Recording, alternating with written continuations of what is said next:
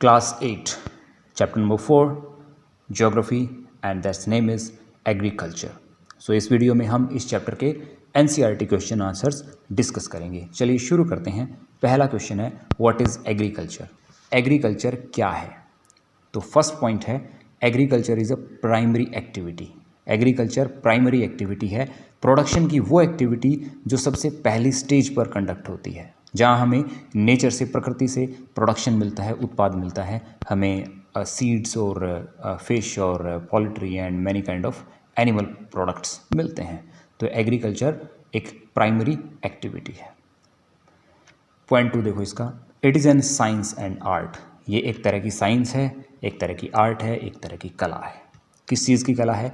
Cultivation on the soil. मिट्टी में cultivation करने की, मिट्टी में खेती करने की, मिट्टी में हल चलाकर कुछ प्रोडक्शन लेने की एक कला है. ठीक है. क्या क्या किया जाता है इसमें? ग्रोइंग क्रॉप्स, इसमें फसलें बोई जाती हैं, फलों के पेड़ उगाए जाते हैं, उनसे प्रोडक्शन लिया जाता है. वेजिटेबल्स, सब्जियां उगाई जाती हैं. फ्लावर्स, फूल उगाए जाते हैं, फूलों के पौधे उगाए जाते हैं और उनसे ऐसे प्रोडक्शन फूल लिए जाते हैं जो कि कई तरह के कामों में, डेकोरेशन वगैरह में इस्तेमाल होते हैं. Rearing of life stock. और rearing of life stock, life stock का मतलब होता है जानवरों को पालना. जैसे आपने देखा होगा कुछ लोग खेती के साथ साथ छोटे स्तर पर कुछ जानवर पालते हैं, जैसे कि किसानों के घरों में भैंसें भी होती हैं, गाय भी होती हैं, कुछ लोग बकरियां भी पालते हैं, भेड़ें भी पालते हैं, और कुछ लोग स्पेसिफिकली भी इनकी फार्मिंग करते हैं. तो खेती के साथ साथ लाइफ स्टॉक भी रखा जाता है, जानवरों को भी पाला जाता है. लाइफ स्टॉक का मतलब है गाय, भैंसे, भेड़ वगैरह, ये जानवर खेती के साथ साथ पालना. तो एग्रीकल्चर एक ऐसी आर्ट और साइंस है जिसमें बीज बोए जाते हैं, उनसे फसलें उगाई जाती हैं, उनका प्रोडक्शन लिया जाता है, और फल उगाए जाते हैं, सब्जियां उगाई जाती हैं, और साथ साथ जानवर भी पाले जाते हैं. तो ये एग्रीकल्चर है. It is also known as farming, और इसे आसान भाषा में, सिंपल शब्दों में फार्मिंग भी कहते हैं. आई होप ये आंसर आपको अच्छे से समझ में आ गया होगा. क्वेश्चन नंबर 2 देखो बच्चों. क्वेश्चन नंबर 2 है name the factors influencing agriculture. वो कौन से फैक्टर्स हैं, उनके नाम बताओ जो एग्रीकल्चर पे असर डालते हैं, एग्रीकल्चर को अच्छा या बुरा कर सकते हैं, खेती पर असर डालते हैं. तो various factors influencing agriculture are favourable topography. Topography का मतलब है वहाँ की स्थलाकृति, यानी कि वो ज़मीन कैसी है, क्या पहाड़ी ज़मीन है, क्या पठारी ज़मीन है, प्लेट्यूज़ हैं, माउंटेन्स हैं, या फिर प्लेन है. अगर प्लेन एरिया होगा तो एग्रीकल्चर और ज़्यादा अच्छे से हो पाएगा. ठीक है. तो फेवरेबल टोपोग्राफी, ये एक पॉइंट है. दूसरा पॉइंट है रिक्वायर्ड सॉइल. भाई हर एक फसल के लिए एक ख़ास तरह की मिट्टी की ज़रूरत पड़ती है. तो हर फसल के लिए एक ख़ास तरह की मिट्टी, जैसे फॉर एग्जांपल कॉटन के प्रोडक्शन के लिए हमें ब्लैक सॉइल चाहिए, वो सबसे बेस्ट है ना. तो इस तरीके से रिक्वायर्ड सॉइल, फसल के लिए कैसी मिट्टी चाहिए? वेल ड्रेन्ड सॉइल चाहिए हमें इसके लिए, टी के प्रोडक्शन के लिए और कॉफ़ी के प्रोडक्शन के लिए. ठीक. तो इस तरीके से हर फसल के लिए एक ख़ास तरह की मिट्टी की रिक्वायरमेंट होती है. थर्ड पॉइंट देखो, फेवरेबल क्लाइमेट. जैसी फसल हमें उगानी है उसका फेवरेबल क्लाइमेटिक कंडीशन भी होनी चाहिए. ठीक है. तो ये पॉइंट्स हैं. ये जब चीज़ें होंगी तो ये वो फैक्टर हैं जो कि किसी भी तरह के एग्रीकल्चर को इन्फ्लुएंस करते हैं. अगला क्वेश्चन देखो, what is shifting cultivation, what are its disadvantages. Shifting cultivation चीज़ क्या है और इसके नुकसान क्या क्या हैं? तो शिफ्टिंग कल्टीवेशन और स्लैश बर्न कल्टीवेशन. तो शिफ्टिंग कल्टीवेशन कह लो, या इसे स्लैश एंड बर्न एग्रीकल्चर या स्लैश एंड बर्न कल्टीवेशन कह लो, ये आप इसको कह सकते हो. ठीक है. अब स्लैश एंड बर्न एग्रीकल्चर या शिफ्टिंग कल्टीवेशन क्या है, इसको अच्छे से समझते हैं. It is a type of farming activity which involves cleaning a plot of land by cutting trees. तो इसमें सबसे पहले क्या होता है, सबसे पहले जो आदिवासी, जो ट्राइबल लोग हैं जो शिफ्टिंग कल्टीवेशन को करते हैं, वो सबसे पहले क्या करेंगे, वो एक ज़मीन का एक टुकड़ा, ज़मीन का एक हिस्सा जो है सेलेक्ट करते हैं. सबसे पहले सेलेक्ट करने के बाद उसको, उस पर जो पेड़ उगे हुए हैं उनको काट देते हैं, कटिंग ऑफ ट्रीज़. ठीक है. पेड़ काट दिए जाते हैं. उसके बाद burning the remaining trees and grasses.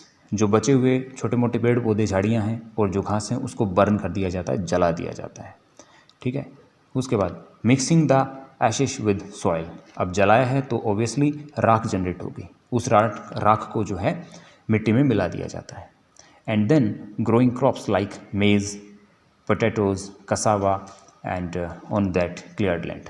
और फिर वो जो मिट्टी है उस पर तरह तरह की फसलें जिनकी भी उनको ज़रूरत है, मक्का हो गया, पोटैटो हो गया, कसावा हो, व्हाटएवर, सो ये फसलें उस पर वो उगाते हैं।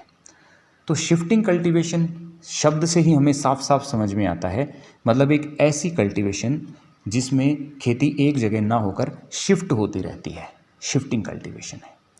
और इसका दूसरा नाम क्या है? Slash and burn cultivation. Slash का मतलब काटो, बर्न का मतलब जलाओ, और कल्टीवेशन मतलब खेती करो। खेती का एक ऐसा रूप जिसमें पेड़ों को काटा जाता है, घास फूस झाड़ियों को जलाया जाता है और उसके बाद उस साफ़ हुई ज़मीन पर खेती की जाती है। ठीक है, तो ये शिफ्टिंग कल्टीवेशन है। When the soil lost its fertility, the land is abandoned and the cultivator moves on to a new plot. और जब मिट्टी अपनी फर्टिलिटी, अपनी उपजाऊ शक्ति जो है वो खो देती है कुछ टाइम एग्रीकल्चर एक दो बार करने के बाद, उसके बाद उस ज़मीन को छोड़ दिया जाता है, अबेंडन कर दिया जाता है और सेम प्रैक्टिस एक दूसरी ज़मीन पर की जाती है। तो इसको क्या कहते हैं? इसको शिफ्टिंग कल्टीवेशन कहते हैं, स्लैश एंड बर्न एग्रीकल्चर कहते हैं। अब इसके डिसएडवांटेजेस यानी कि इसके नुकसानों की बात कर लेते हैं। तो एक तो सबसे पहला पॉइंट है डिफोरेस्टेशन। ऐसा जब होता है तो जो पेड़ जो हैं जो 100-150 सालों से, कई सालों से वहाँ उगे हुए थे, वो काट दिए जाते हैं, डिफोरेस्टेशन होता है। सेकंड पॉइंट है after some time the land loses its fertility. मतलब कि जब उसमें एग्रीकल्चर एक दो बार होता है तो फिर मिट्टी अपनी उपजाऊ शक्ति खो देती है, ये एक नुकसान है। थर्ड पॉइंट है सॉइल एरोजन, सॉइल एरोजन होता है। नेक्स्ट है फॉरेस्ट फायर, क्योंकि जब बर्न किया जाता है, स्लैश एंड बर्न में जब बर्न किया जाता है तो फॉरेस्ट फायर, जंगल में आग लग जाती है, कई तरह के जीवों को नुकसान होता है, पेड़ पौधों को नुकसान होता है और वो बढ़ भी सकती है, फॉरेस्ट फायर होता है।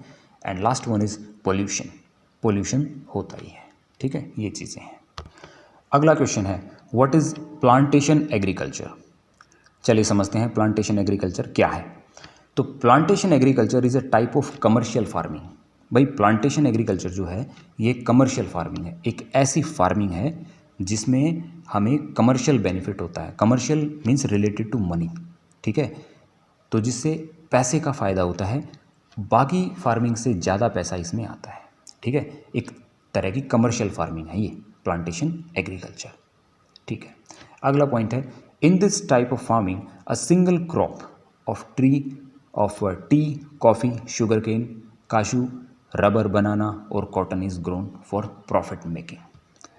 तो देखो इसमें एक सिंगल क्रॉप उगाई जाती है, एक ही फसल पूरे खेत में उगाई जाती है, जैसे कि टी चाय हो गई, कॉफ़ी हो गई, शुगर केन गन्ना हो गया, काशू काजू हो गया, रबर के पेड़ हो गए, बनाना हो गया, ठीक है, केले के पेड़ हो गए, कॉटन, ये सब हो गई। तो ये एक तरह की फसलें पूरे खेत में उगाई जाती हैं। किस पर्पज़ के लिए? पर्पज़ है प्रॉफिट मेकिंग, तो उस पर्पज़ के लिए उगाई जाती हैं। अगला पॉइंट देखो large amount of labour and capital is required in this type of farming. इसमें खूब तो मज़दूर लगाने पड़ते हैं, खूब फसलों की देखभाल करनी पड़ती है और खूब सारा पैसा लगाना पड़ता है। कैपिटल का मतलब है पैसा, और खूब सारा इसमें पैसा लगता है। मॉडर्न फार्मिंग मेथड्स फॉलो करने पड़ते हैं, ठीक है, मज़दूरों को लगाना पड़ता है, ये चीज़ें हैं। अगला पॉइंट है the produce is either processed on the farm itself और इन नियर बाई फैक्ट्रीज। उससे जो प्रोडक्शन आया ना उसकी प्रोसेसिंग होती है, या तो उस फार्म में ही होती है या फिर फैक्ट्रीज़ में होती है। ये एक ध्यान रखने का पॉइंट है। जो प्लांटेशन एग्रीकल्चर है ये कमर्शियल पर्पज़ के लिए होता है, प्रॉफिट मेकिंग के लिए होता है, और इसका प्रोड्यूस जो है वो कहाँ जाता है? फैक्ट्रीज़ में जाता है या मार्केट में जाता है। ठीक है, ये चीज़ें ध्यान रखने की हैं, उनकी प्रोसेसिंग फैक्ट्रीज़ में होती है, ये चीज़ें। अगला पॉइंट है major plantations are found in tropical regions of the world. तो इस तरह की प्लांटेशंस कमर्शियल फार्मिंग की कहाँ मिलती हैं? ट्रॉपिकल रीजन्स में मिलती हैं, जैसे कि मलेशिया हो गया, रबर प्लांटेशन के लिए Malaysia, coffee in Brazil, T in India and Sri Lanka. तो इन जगहों पे कमर्शियल फार्मिंग इन फसलों की होती है। अगले क्वेश्चन पे आते हैं। क्वेश्चन नंबर 5 है name the fibre crops and name the climatic conditions required for their growth. Mention the climatic conditions required for their growth. चलिए, तो 2 फाइबर क्रॉप्स के हमने नाम बताने हैं और इन दोनों फसलों के लिए जो क्लाइमेटिक कंडीशन रिक्वायर्ड हैं वो हमें बतानी है। तो पहले हम 2 फाइबर क्रॉप्स के नाम बताते हैं। तो jute and cotton are known as fibre crops. 2 fibre crop कौन सी हो गई, एक हो गया जूट और एक हो गया कॉटन, ठीक है, कपास यानी कि। So climatic condition required for their growth are, सबसे पहले हम जूट को डिस्कस करेंगे। जूट जिसे कि गोल्डन फाइबर भी बोला जाता है बिकॉज ऑफ इट्स यूटिलिटी, ठीक है। So jute require high temperature more than 25 degree Celsius. तो जूट को हाई टेम्परेचर चाहिए, हैवी रेनफॉल चाहिए, ठीक है, और वार्म एंड ह्यूमिड क्लाइमेट चाहिए। और इसका प्रोडक्शन सबसे ज़्यादा हमारे कौन से स्टेट में होता है, वेस्ट बंगाल में होता है, क्योंकि वहाँ पे ये सारी कंडीशंस अवेलेबल हैं, ठीक है। अगला है cotton. So high temperature around 30 to 40 degree Celsius required, ठीक है, हाई टेम्परेचर इसके लिए चाहिए। लो रेनफॉल, रेनफॉल थोड़ा कम चाहिए। Most importantly 210 Frost free days, तो 210 फ्रॉस्ट फ्री डेज इसके लिए चाहिए, पाला रहित दिन चाहिए इसके लिए, 210 कम से कम, ठीक है। और ब्राइट सनशाइन, थोड़ा सा गर्म माहौल इसको चाहिए, ब्राइट सनशाइन चाहिए, उससे ये अच्छा ग्रो करता है, ठीक है बच्चों। तो ये सब कंडीशन रिक्वायर्ड हैं जूट के लिए और कॉटन के लिए। और जूट और कॉटन दोनों ही फाइबर क्रॉप हैं और इम्पोर्टेंट फाइबर क्रॉप हैं। जूट जो है वो गोल्डन फाइबर और कॉटन कमर्शियली इम्पोर्टेंट क्रॉप है। This it. उसके बाद कुछ MCQs हैं, टिक द करेक्ट आंसर। पहला है हॉर्टिकल्चर मीन्स, तो इसका आंसर है growing of fruits and vegetable, ठीक है, फल सब्जियां उगाने की जो टेक्निक है, जो आर्ट है एग्रीकल्चर में, उसको हॉर्टिकल्चर बोलते हैं, ठीक है। अगला क्वेश्चन है golden fibre refers to, very easy, jute को बोलते हैं, ठीक है। And leading producers of coffee that is Brazil, ये हो गया। उसके बाद हमारे हैं questions give reasons. So in India agriculture is a primary activity. भाई इंडिया तो क्या, हर जगह हर देश में एक प्राइमरी एक्टिविटी होती है, लेकिन इंडिया में एक प्राइमरी एक्टिविटी, एक बेसिक एक्टिविटी है। वाई? सबसे ज़्यादा लोग अगर कहीं इंगेज्ड हैं तो वो एग्रीकल्चर में इंगेज्ड हैं। आंसर को देखो, agriculture is an activity of growing crops, fruits, vegetable, flowers and rearing livestock. तो एग्रीकल्चर को डिफाइन कर दिया पहले यहाँ पे। एग्रीकल्चर जो है एक फसलें, फूल, सब्जियाँ वगैरह और जानवर पालने की एक टेक्निक है, ठीक है, एक आर्ट है ये सब करने की। It is a primary activity, primary activity है। It directly involve natural resources, natural resources को इन्वॉल्व करती है। Agriculture employ 2/3 of India's population, तो इंडिया की पॉपुलेशन का 2/3 ये इंगेज करती है, बहुत ज़्यादा प्रपोर्शन है। As a result agriculture is a main activity in India, it is a primary activity in India. तो भारत जैसे देश में बहुत ज़्यादा लोग इसमें इंगेज्ड हैं, 2/3 पीपल इसमें इंगेज्ड हैं, तो ये यहाँ के लोगों का प्राइमरी सोर्स ऑफ लाइवलीहुड है। ये एक मेन और वेरी इंपॉर्टेंट इकोनॉमिक एक्टिविटी है। आ गई बात समझ में? दूसरा क्वेश्चन है different crops are grown in different regions. बिल्कुल, अलग अलग क्रॉप्स जो हैं वो अलग अलग रीजन्स में ही उगाई जाएंगी, क्योंकि हर क्रॉप के लिए एक खास तरह की मिट्टी, एक खास तरह की क्लाइमेटिक कंडीशन, एक खास तरह का टेम्परेचर, रेनफॉल, ये सब चाहिए होता है, जो कि वर्ल्ड में हर जगह एक जैसा नहीं होता। तो इसलिए डिफरेंट क्रॉप्स के लिए डिफरेंट रीजन ही सूटेबल रहते हैं। So different crops are grown in different region because growing of crops depend upon the geographical conditions. भाई हर एक क्रॉप के लिए अलग अलग जियोग्राफिकल कंडीशन की डिमांड होती है। क्या क्या है वो?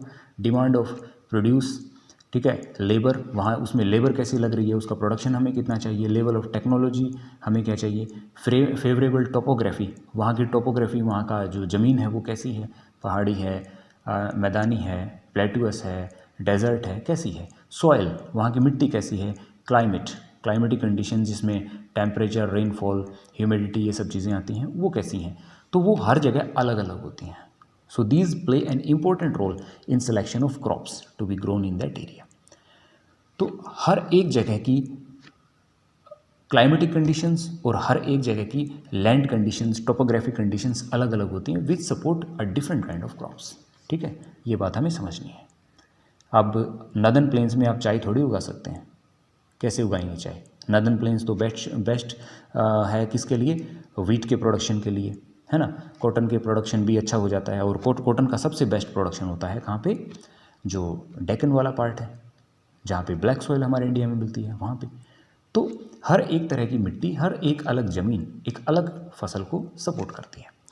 नेक्स्ट क्वेश्चन है डिस्टिंग्विश बिटवीन द फॉलोइंग। हमें डिफ्रेंशिएट करना है, डिफरेंसेस बताने हैं। सो पहला क्वेश्चन है इसके अंदर primary activities and tertiary activities. Very easy. Primary activities are directly dependent on environment as these refer to utilisation of nature's resources such as land, water, vegetation, seeds, fish etcetera. तो यानी कि primary activities वो activities होती हैं जिसमें हम nature पर directly depend होते हैं और हम नेचुरल प्रोडक्ट से ही प्रोडक्शन लेते हैं प्राइमरी स्टेज पे, सबसे पहली स्टेज पे। बीज क्या है? नेचुरल आइटम है ना। सॉइल क्या है? नेचुरल है, उसमें हम पानी डालते हैं, क्या है? नेचुरल है, ठीक है। हालांकि हम थोड़ा बहुत ह्यूमन एफर्ट डालते हैं, भाई मेहनत तो करनी पड़ेगी ना, और थोड़े बहुत लोग इंसेक्टिसाइड, पेस्टिसाइड्स भी यूज़ करते हैं, लेकिन जो हमारा बेसिक मटेरियल है वो नेचुरल है।